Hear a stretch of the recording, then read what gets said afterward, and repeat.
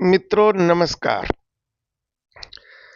अपने कबाड़ बने F-35B पर ब्रिटेन ने जो बयान दिया है उससे पूरा विश्व आश्चर्यचकित है और अमेरिका सदमे में है, क्योंकि अमेरिका का इस प्रोजेक्ट पर करीब $1.5 ट्रिलियन खर्च हुआ है और ब्रिटेन के बयान से अमेरिका और ब्रिटेन दोनों में ही और नाटो देशों में भी हताशा छा गई है।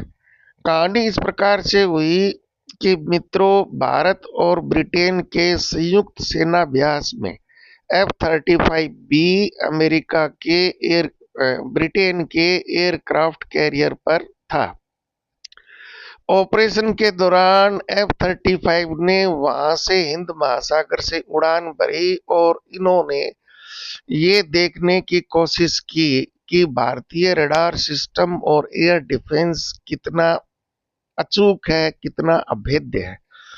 ऑपरेशन सिंदूर के बाद में पूरी दुनिया में ही भारतीय एयर डिफेंस सिस्टम की चर्चा सर्वोपरि है। तो इस एयरक्राफ्ट ने भारतीय एयर सीमा में प्रवेश करने की कोशिश की।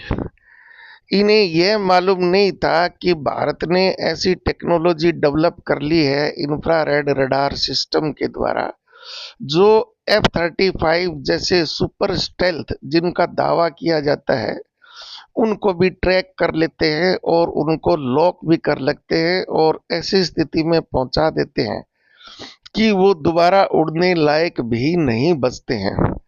तो करीब 2000 किलोमीटर दूर से ही बेंगलोर में स्थित अपने भारतीय रडार ने इस एयरक्राफ्ट को ट्रैक कर लिया और बिना समय गवाए ही इसको ऐसा लॉक किया।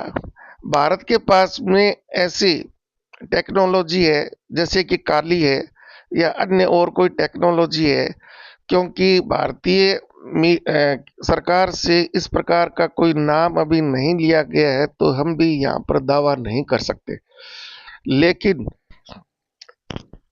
रडार और एयर डिफेंस सिस्टम ने इसको ऐसा लॉक किया कि ब्रिटिश पायलट भारत में इसको इमरजेंसी लैंड के लिए मजबूर होना पड़ा।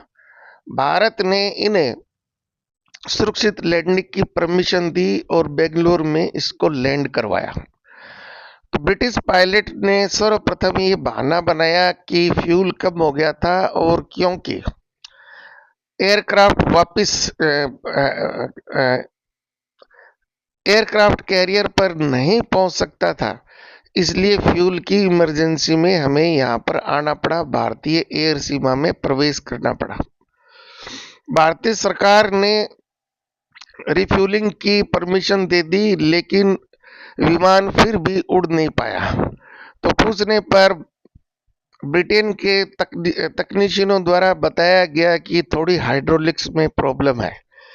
इस प्रकार वो अलग अलग बहाने बनाते रहे, लेकिन एयरक्राफ्ट उड़ने की स्थिति में नहीं आ पाया।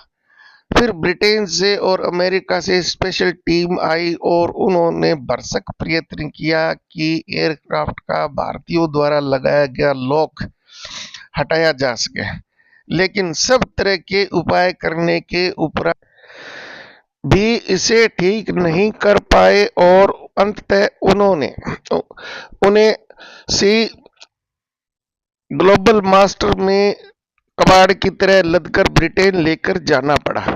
अब ब्रिटेन ने बयान दिया कि इसमें मामूली तकनीकी खराबी है और हम जल्दी इसे ठीक कर लेंगे, लेकिन पूरा विश्व इस बात पर विश्वास नहीं कर पा रहा, क्योंकि इस प्रोजेक्ट पर अमेरिका के $1.5 ट्रिलियन लगे हैं, जो अब डूबने की स्थिति में आ गए हैं।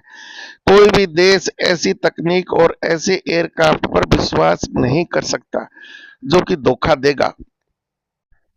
आप हमसे जुड़ा रहना चाहते हैं तो कृपया वीडियो को लाइक कीजिए, शेयर कीजिए और सब्सक्राइब कीजिए। धन्यवाद।